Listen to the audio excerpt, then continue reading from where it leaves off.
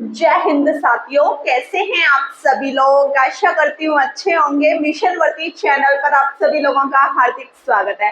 साथियों, जैसा कि मैंने आपसे बोला था कल की क्लास में कि मैं आपको राष्ट्रपति की शक्तियों के बारे में पढ़ाऊंगी, तो थोड़ा ये सेशन थोड़ा लॉन्ग होने वाला है राष्ट्रपति की शक्तियों को लेकर। इसमें से बहुत सारी चीजें ऐसी हैं जो आपको आती हैं, लेकिन आपका रिवीजन हो जाएगा। तो किसी भी चीज को लेकर ज्यादा परेशान नहीं होना कि ये तो हमारा लिखा हुआ है, फिर मैम ने क्यों लिखा दिया। भाई, रिवीजन नाम की भी कोई चीज होती है, हम रिवीजन भी कराएंगे और जो चीजें हमारी नहीं लिखी उनको हम साथ के साथ नोट करते जाएंगे।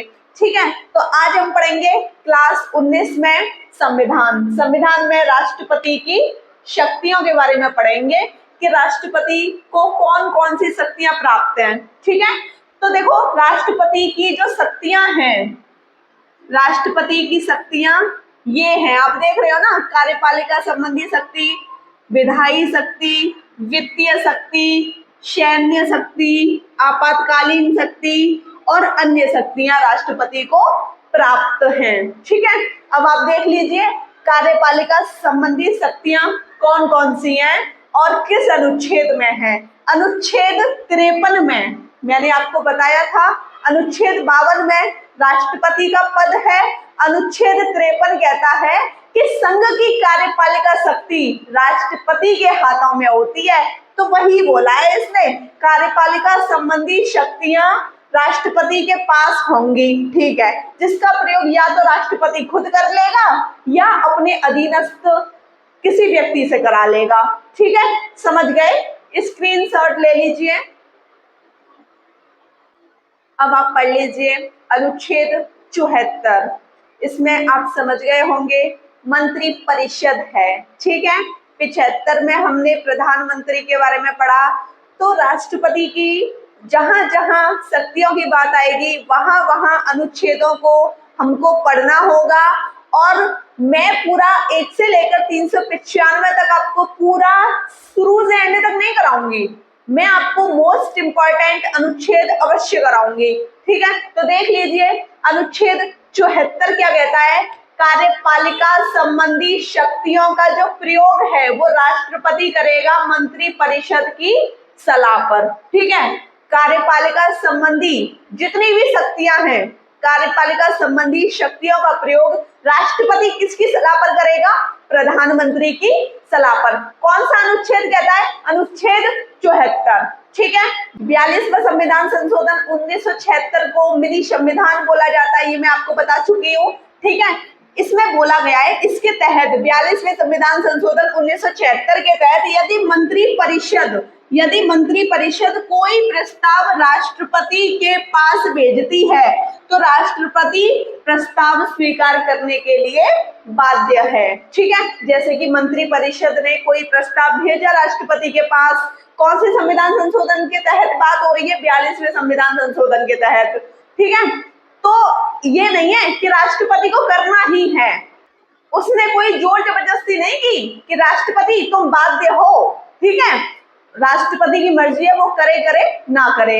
लेकिन एक और संविधान संशोधन हुआ, 44वां संविधान संशोधन 1978। इसमें चीजें बोली गई और फिर इसके लिए राष्ट्रपति हो गए थे बाध्य, राजी गैर राजी करना पड़ेगा। तो देख लीजिए, यदि मंत्री परिषद कोई प्रस्ताव राष्ट्रपति के पास भेजती है, कोई प्रस्ताव भेजा राष्ट्रपति के पास, ठीक है, तो राष्ट्रपति पुनर्विचार के लिए लौटा सकता है। अब जैसे राष्ट्रपति ने देखा, राष्ट्रपति को कोई चीज समझ नहीं आई, तो वो पुनर्विचार के लिए मंत्री परिषद के पास भेज सकता है। कौन से संविधान संशोधन के तहत? 44वें संविधान संशोधन 1978 के तहत। ठीक है, यहाँ तक चीजें क्लियर। लेकिन मंत्री परिषद, अब मंत्री परिषद की बात आ गई, लेकिन मंत्री परिषद पुनर्विचार के बाद पुनः राष्ट्रपति के पास भेज देती है। फिर राष्ट्रपति को उस प्रस्ताव पर अपनी बाध्यता देनी होगी। ठीक है, उस पर साइन करने होंगे। ठीक, यहां तक चीजें समझ आ गई? स्क्रीनशॉट ले लीजिए। अब आप देख लीजिए अनुच्छेद 75 का एक क्या कहता है।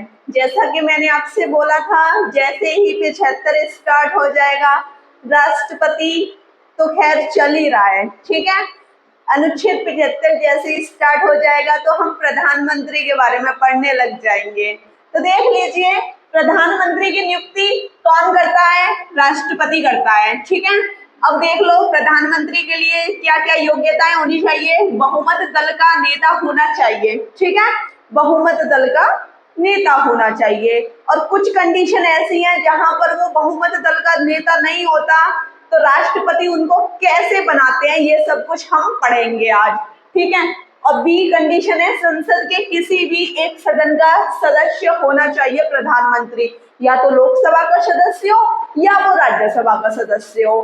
ठीक है, कंडीशंस देख लीजिए कि अगर किसी भी कंडीशन में प्रधानमंत्री बनने के लिए कोई व्यक्ति जिसके पास ना तो कोई दल है, दल बोले तो ना तो लोकसभा है ना ही राज्यसभा है, कोई भी सदन उसके पास नहीं है, तो उसको राष्ट्रपति कैसे प्रधानमंत्री बनाएंगे? तो ये कंडीशन आप देख लीजिए।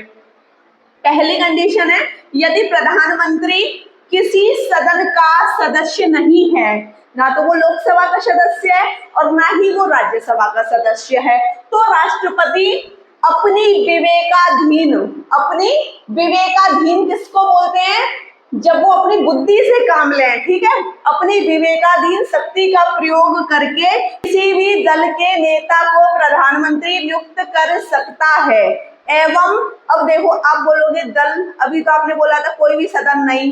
अब दल का मतलब है जैसे कि मंत्री वगैरह, मंत्री भी आपके किसी न किसी सदन से होते हैं, मतलब ऐसा व्यक्ति जो योग्य है प्रधानमंत्री बनने के और उनको राष्ट्रपति बनाना चाहते हैं। ठीक है, अब तो आप समझ गए ना? ठीक है, यहां तक समझ गए। तो उस व्यक्ति को 6 महीने के अंदर किसी एक सदन, या तो लोकसभा या राज्यसभा का सदस्य बनने के लिए कहता है। कौन? राष्ट्रपति। ठीक है, यहां तक चीजें समझ आई। दूसरी कंडीशन क्या है? दूसरी कंडीशन है, यदि किसी भी दल के सदस्य का बहुमत नहीं हो, ठीक है, ना तो लोकसभा का ना राज्यसभा का, तो किसी भी दल नेता को प्रधानमंत्री बनाकर एवं उसे कुछ समय देकर लोकसभा में अपना बहुमत सिद्ध करने के लिए बोला जाता है। ठीक है, अब वो किसी भी दल का नहीं है तो उससे बोला जाएगा कि आप अपना बहुमत ले लीजिए लोकसभा से। ठीक है, तो ऐसे में लोकसभा में वोटिंग होगी और उस व्यक्ति को दिया जाएगा वोट कि हाँ, ये व्यक्ति प्रधानमंत्री बनने के योग्य है। ठीक है, कंडीशन समझ गए। अनुच्छेद 77 देख लीजिए कि राष्ट्रपति के पास कौन सी शक्ति है। मंत्रियों के बीच जितने भी कार्य होंगे उनका बंटवारा राष्ट्रपति करेगा। किसकी सलाह पर? प्रधानमंत्री की सलाह पर। ठीक है, अनुच्छेद 78 देख लीजिए। अनुच्छेद 77 आपने देख लिया कि मंत्रियों के बीच जो भी कार्य है उसका बंटवारा कौन करेगा? राष्ट्रपति करेगा। किसकी सलाह पर? प्रधानमंत्री की सलाह पर। अनुच्छेद 78, राष्ट्रपति प्रधानमंत्री से यह अपेक्षा करता है कि मंत्री परिषद से संबंधित जितनी भी बातें हैं, जितने भी प्रस्ताव हैं, है ना, जितनी भी सूचनाएं हैं, प्रधानमंत्री किसको दे? राष्ट्रपति को दे। अनुच्छेद 78 ये कहता है। ठीक है, जैसे होता है ना कि घर में छोटे छोटे बच्चे होते हैं। अब भाई बच्चे अगर कोई भी छोटा या बड़ा काम करते हैं तो वो जो छोटे छोटे बच्चे हैं एक दूसरे के बारे में अपने मम्मी पापा को बताते हैं। ठीक है, ऐसे ही यहाँ पर मंत्री परिषद से संबंधित जितने भी प्रस्ताव या सूचनाएं होंगी उनकी जानकारी प्रधानमंत्री किसको देगा? राष्ट्रपति को देगा। अनुच्छेद 78 के तहत अब हम पढ़ेंगे राष्ट्रपति की विधायी शक्तियां, कानूनी शक्तियां। अनुच्छेद 79 देख लीजिए। अनुच्छेद 79 के अनुसार राष्ट्रपति संसद का अभिन्न अंग है। राष्ट्रपति संसद का सदस्य नहीं है लेकिन अंग है। ठीक है, जैसे लोकसभा और राज्यसभा अंग है ना, वैसे ही संसद का अंग कौन है? राष्ट्रपति है। संसद आपकी अनुच्छेद 79 में है। एक ट्रिक देख लीजिए, सरला। ठीक है, स से संसद लिख लेना, र से राज्यसभा, ल से लोकसभा। स से संसद, र से राज्यसभा, ल से लोकसभा। संसद अनुच्छेद 79 में, राज्यसभा अनुच्छेद 80 में, लोकसभा अनुच्छेद 81 में। ठीक है, समझ गए ना? संसद अनुच्छेद 79 में है। ठीक है, अब संसद के अंग कौन कौन से हैं? लोकसभा, राज्यसभा और राष्ट्रपति। ठीक है, अब तक आप राष्ट्रपति को सदस्य समझ रहे थे संसद का, लेकिन संसद का सदस्य नहीं है राष्ट्रपति, संसद का अंग है, जैसे लोकसभा और राज्यसभा अंग हैं। जैसा कि साथियों मैंने आपसे बोला था कि राष्ट्रपति संसद का सदस्य नहीं है, वही इसने बोल दिया है कि राष्ट्रपति संसद का सदस्य नहीं है बल्कि अंग है। क्या है? अंग है।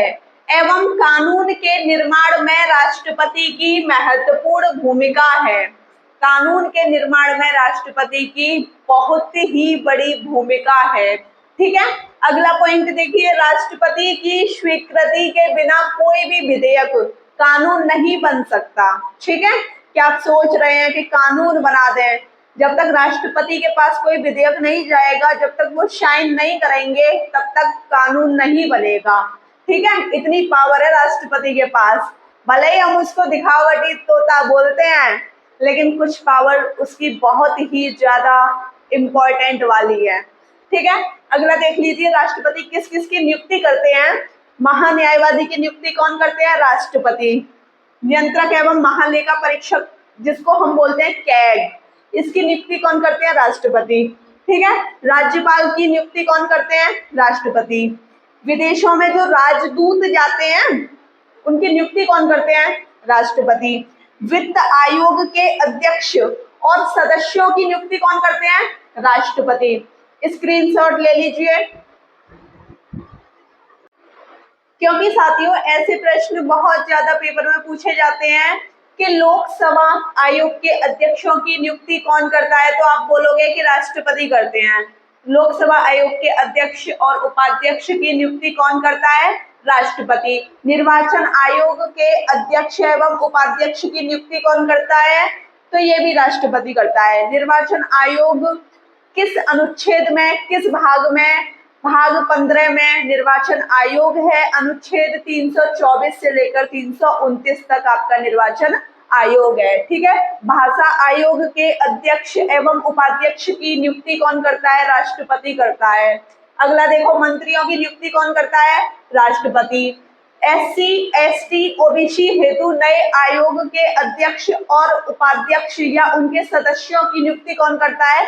तो वो भी राष्ट्रपति करता है। ठीक है, ये 10 पॉइंट आपको याद होने चाहिए, क्योंकि पेपर में पूछा जाता है कि बताइए निर्वाचन आयोग के उपाध्यक्ष की नियुक्ति कौन करेगा या निर्वाचन आयोग के सदस्य की नियुक्ति कौन करेगा, तो आप बोलोगे राष्ट्रपति करेंगे। आपको पता होगा तो आप बता दोगे। ठीक है, अब हम पढ़ेंगे विधेयक। विधेयक हमारे कितने प्रकार के होते हैं? विधेयक हमारे 4 प्रकार के होते हैं। पहला साधारण विधेयक, दूसरा धन विधेयक, तीसरा वित्त विधेयक, चौथा संविधान संशोधन विधेयक। ठीक है, अच्छी तरीके से पढ़ेंगे, एक्सप्लेनेशन के साथ पढ़ेंगे।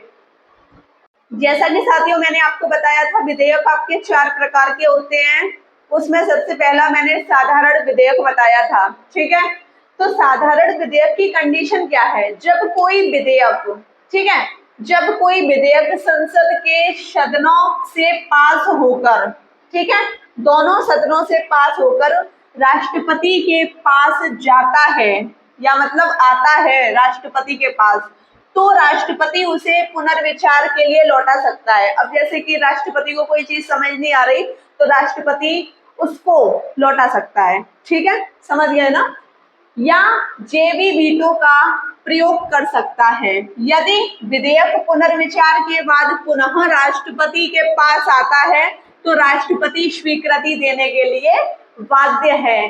कौन से संविधान संशोधन के तहत? 44वें संविधान संशोधन 1978 के तहत। ये मैं आपको बता चुकी हूँ। ठीक है, अब आप देख लीजिए भाई, साधारण विधेयक में भी तो हमको कुछ पढ़ना था, तो साधारण विधेयक में यही कंडीशन है। अगला पॉइंट, राष्ट्रपति। ये पॉइंट आपका मोस्ट इंपॉर्टेंट है, बहुत बार पेपर में आया हुआ है, इस वजह से कह रही हूँ। अनुच्छेद 108 को अच्छी तरीके से याद कर लेना। ठीक है, राष्ट्रपति की स्वीकृति के बाद राष्ट्रपति साधारण विधेयक पर अनुच्छेद 108 के तहत संयुक्त बैठक बुला सकते हैं।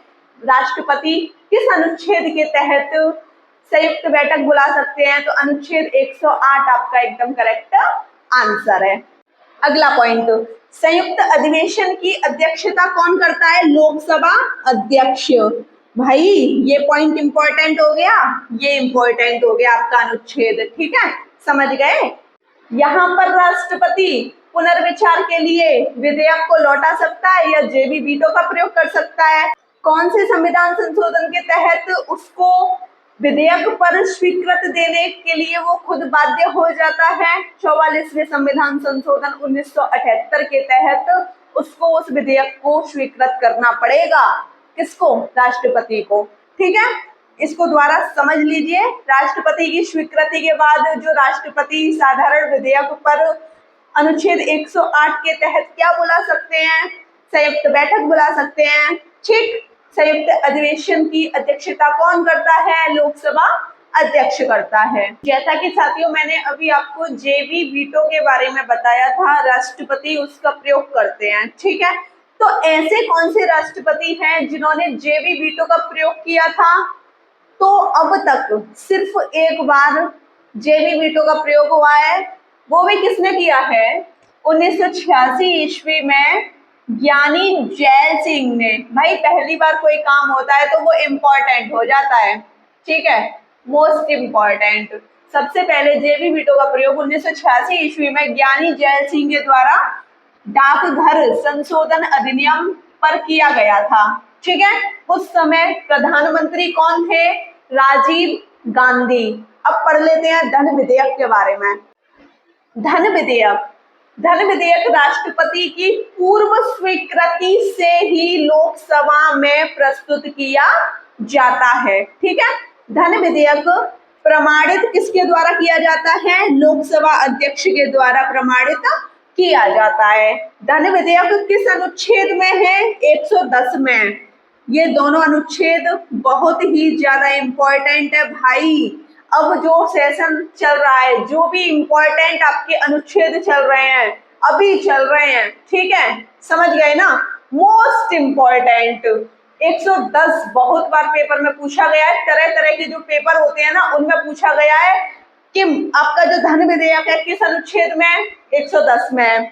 वित्त विधेयक किस अनुच्छेद में? 117 में। बहुत इंपॉर्टेंट है, आपको याद करना पड़ेगा, ठीक है। साथियों हमने धन विधेयक पढ़ लिया अनुच्छेद 110 में, वित्त विधेयक पढ़ लिया अनुच्छेद 117 में। अब एक और विधेयक पढ़ेंगे, अनुच्छेद 114 में है विनियोग विधेयक, ठीक है। नोट पॉइंट देख लीजिए। राष्ट्रपति संविधान संशोधन पर स्वीकृति देने के लिए बाध्य है, ठीक है। संविधान संशोधन पर राष्ट्रपति स्वीकृति देगा, ठीक है। राष्ट्रपति इसे पुनर्विचार के लिए नहीं लौटा सकता। अब तक हम देख रहे थे कि राष्ट्रपति पुनर्विचार के लिए विधेयकों को लौटा रहे थे, लेकिन इसमें राष्ट्रपति पुनर्विचार के लिए संविधान संशोधन विधेयक को नहीं लौटा सकता, ठीक। एवं जेबी वीटो का प्रयोग भी नहीं कर सकता। संविधान संशोधन में राष्ट्रपति ना तो जेबी वीटो का प्रयोग करेगा और ना ही इसको लौटाएगा। अब आप अगला पॉइंट देख लीजिए, अनुच्छेद 123 मोस्ट इम्पोर्टेंट है ना। राष्ट्रपति को अध्यादेश जारी करने की शक्ति किस अनुच्छेद में? अनुच्छेद 123 में है। अब इसमें ही देखिए, यदि संसद का कोई भी सदन शस्त्र में नहीं है तो राष्ट्रपति उस अध्यादेश पर कानून बना सकता है। उस अध्यादेश को जारी करके क्या बना सकता है? कानून बना सकता है। जैसा कि साथियों मैंने अभी आपको बताया था कि यदि संसद का कोई भी सदन शस्त्र में नहीं है, लोकसभा और राज्यसभा कोई भी सदन शस्त्र में नहीं है, ठीक है, तो राष्ट्रपति अध्यादेश जारी करके उसको कानून बना सकता है, ठीक है। यदि लोकसभा भंग भी हो जाए तो 6 महीने के अंदर चुनाव करा लिए जाते हैं, ठीक है। ये बात हो रही है लोकसभा की कि अगर लोकसभा भंग हो जाए तो कितने महीने के अंदर चुनाव करा लिए जाते हैं? तो 6 महीने के अंदर चुनाव करा लिए जाते हैं। अब इसी में अगला पॉइंट देख लो, लोकसभा एवं राज्यसभा के शस्त्र बोले तो बैठक में आ जाने के बाद राष्ट्रपति के अध्यादेश द्वारा बनाया गया जो भी कानून है, ये वाला कानून, ठीक है, बनाया गया कानून संसद के सदनों से स्वीकृति मिलने के बाद कानून बन जाता है। भाई राष्ट्रपति कब कानून बना रहा है? जब संसद के दोनों सदन नहीं है। अब सदन यहाँ पर है, ठीक है, यहाँ पर सदन है, राष्ट्रपति ने बना दिया कानून, अब कानून बन गया है तो दोनों सदनों से क्या लेनी पड़ेगी? स्वीकृति। अगर स्वीकृति दे देते हैं तो ठीक है, नहीं देते हैं तो वो कानून हो जाएगा रद्द। ठीक है, यहां तक समझ गए। अब साथियों आपका अगला पॉइंट कह रहा है, दो शस्त्रों के बीच 6 माह से अधिक अवधि नहीं हो सकती। ठीक है, 2 सेशन होंगे, उनके बीच में कितने महीने का समय होना चाहिए? 6 महीने का समय होना चाहिए। ठीक है, 6 महीने से अधिक की अवधि नहीं होनी चाहिए। अगला पॉइंट है, एक अध्यादेश बिना संसद की अनुमति के 6 महीने या 6 सप्ताह तक कानून बना रहता है। ठीक है, एक अध्यादेश की बात हो रही है जहां पर संसद की अनुमति नहीं होती, मतलब कि मैं आपको फिर से बता दूं कि अगर संसद का कोई भी सदन नहीं होता तो राष्ट्रपति उस विधेयक पर खुद ही कानून बना देता है। ठीक है, उसी की बात हो रही है कि अगर एक अध्यादेश होता है जिसमें संसद की अनुमति नहीं होती, वहां पर वह 6 महीने या 6 सप्ताह तक वो कानून बना रहता है। अब बात कर लेते हैं अनुच्छेद 111 की। अनुच्छेद 111 के तहत किसी विधेयक पर, ठीक है, किसी एक्ट पर, किसी विधेयक पर स्वीकृति या पुनर्विचार के लिए लौटाना, ये कौन सा अनुच्छेद कहता है? 111। भाई जब मंत्रिमंडल कोई विधेयक भेज रही थी राष्ट्रपति के पास तो राष्ट्रपति उसको लौटा रहे थे ना पुनर्विचार के लिए, तो वही कंडीशन बोली गई है अनुच्छेद 111 में। ठीक है, अब हम पढ़ लेंगे वित्तीय शक्तियों के बारे में। अनुच्छेद 360 में वित्तीय आपातकाल है, अनुच्छेद 360 में वित्तीय आपातकाल है जो कि मोस्ट इम्पोर्टेंट है। ठीक है, अब आप ये पढ़ लीजिए, राष्ट्रपति अनुच्छेद 112 के तहत वार्षिक वित्तीय विवरण, जिसको बजट कहते हैं, ठीक है, वित्त मंत्री के माध्यम से लोकसभा में प्रस्तुत करता है। ठीक है, कौन? राष्ट्रपति। किस अनुच्छेद के तहत? अनुच्छेद 112 के तहत बजट को वित्त मंत्री के माध्यम से लोकसभा में पेश करते हैं, प्रस्तुत करते हैं। ठीक, जैसा कि साथियों अभी मैंने आपको बताया था नियंत्रक एवं महालेखा परीक्षक, इसको हम पढ़ेंगे, एक्सप्लेनेशन के साथ पढ़ेंगे। अभी फिलहाल आप इसको शॉर्टकट में समझ लीजिए, कैग। ठीक है, ये किस अनुच्छेद में? अनुच्छेद 148 में है, नियंत्रक एवं महालेखा परीक्षक। अब इसमें देख लीजिए कि कैग को लेकर राष्ट्रपति की क्या क्या शक्तियां हैं। ठीक है, तो देखो, कैग के वार्षिक रिपोर्ट को भी राष्ट्रपति लोकसभा में प्रस्तुत करता है। ठीक है, अगला पॉइंट, भारत की आकस्मिक विधि पर भी राष्ट्रपति का नियंत्रक होता है। आकस्मिक निधि है ये, ठीक है, आकस्मिक निधि पर भी राष्ट्रपति का नियंत्रण होता है। अगला पॉइंट, कोई भी धन विधेयक बिना राष्ट्रपति की स्वीकृति के बिना लोकसभा में प्रस्तुत नहीं किया जाएगा। ठीक, अब हम पढ़ेंगे न्यायिक शक्तियां। राष्ट्रपति सुप्रीम कोर्ट, जिसको हम बोलते हैं उच्चतम न्यायालय, एवं हाई कोर्ट, उच्च न्यायालय के मुख्य न्यायाधीश एवं अन्य न्यायाधीशों की नियुक्ति करता है। ठीक है, स्क्रीनशॉट ले लीजिए। साथियों जैसा कि मैंने आपको बताया था अनुच्छेद 72 में राष्ट्रपति की क्षमादान की शक्ति है, मोस्ट इम्पोर्टेंट है। ठीक है, अनुच्छेद 172 नहीं, अनुच्छेद 72 आपका इम्पोर्टेंट है, अनुच्छेद 143 आपका मोस्ट इम्पोर्टेंट है। ठीक है, अनुच्छेद 143 में है राष्ट्रपति सुप्रीम कोर्ट से परामर्श कर सकता है। इसकी 2 कंडीशन है, संविधान लागू होने से पहले के मामले में इसमें सुप्रीम कोर्ट से परामर्श ले लेता था राष्ट्रपति, लेकिन संविधान लागू होने के बाद की कंडीशन है कि सुप्रीम कोर्ट से परामर्श लेने के लिए बाध्य नहीं है राष्ट्रपति। ठीक है, समझ गए ना? सुप्रीम कोर्ट से परामर्श लेने के लिए बाध्य नहीं है राष्ट्रपति। राष्ट्रपति सलाह नहीं ले सकता सुप्रीम कोर्ट से। अब ये संविधान लागू होने के बाद की कंडीशन है और संविधान लागू होने से पहले राष्ट्रपति परामर्श लेता था। नोट पॉइंट में मैंने लिख दिया है जिससे आप कंफ्यूज ना हो। राष्ट्रपति परामर्श मानने के लिए बाध्य नहीं है। किसकी परामर्श लेने के लिए बाध्य नहीं है? सुप्रीम कोर्ट की परामर्श लेने के लिए बाध्य नहीं है। ठीक है साथियों, अब हम पढ़ेंगे राष्ट्रपति की सैन्य शक्तियों के बारे में। ठीक है, राष्ट्रपति थल सेना, वायु सेना एवं जल सेना तीनों का सर्वोच्च कमांडर होता है। ठीक है, यहां तक चीजें क्लियर? ठीक। अगला पॉइंट, राष्ट्रपति युद्ध एवं शांति की घोषणा करता है। अगर कहीं पर युद्ध होगा तो राष्ट्रपति ही उस युद्ध के बारे में बोलेगा कि हाँ युद्ध होना चाहिए। अगर शांति भी करानी है तो राष्ट्रपति के हाथों में ही है। ठीक है, समझ गए ना? तीनों सेनाओं के अध्यक्षों की नियुक्ति कौन करता है? राष्ट्रपति। अब हम पढ़ेंगे आपातकालीन शक्तियां। राष्ट्रपति की जो आपातकालीन शक्तियां हैं वो कौन कौन सी हैं?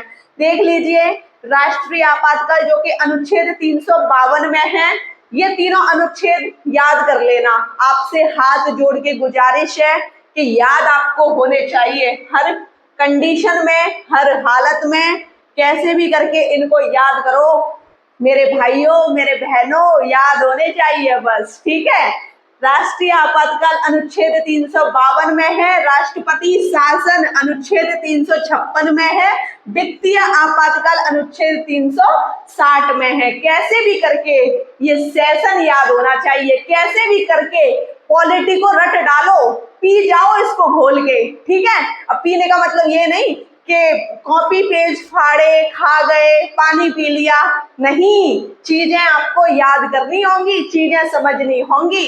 ठीक है, समझ गए ना? जितनी मेहनत हम कर रहे हैं उतनी मेहनत आपको करनी होगी, तब जाके सिलेक्शन हो पाएगा।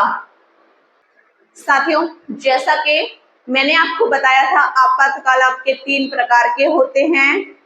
आपका राष्ट्रीय आपातकाल, राष्ट्रपति शासन, वित्तीय आपातकाल। ठीक है, सबसे पहले हम पढ़ेंगे राष्ट्रीय आपातकाल जो कि अनुच्छेद 352 में बोला भी था कि मोस्ट इम्पोर्टेंट है, तो इन पर ध्यान अच्छी तरीके से हमको देना ही पड़ेगा। ठीक है, तो देख लीजिए, युद्ध, बाह्य आक्रमण एवं सशस्त्र विद्रोह के आधार पर आपका राष्ट्रीय आपातकाल लगता है। ठीक है, अब आप सोच रहे होंगे कि सशस्त्र विद्रोह शब्द जो है, सशस्त्र विद्रोह शब्द कौन से संविधान संशोधन द्वारा जोड़ा गया? 44वें संविधान संशोधन 1978 के द्वारा सशस्त्र विद्रोह शब्द को जोड़ा गया।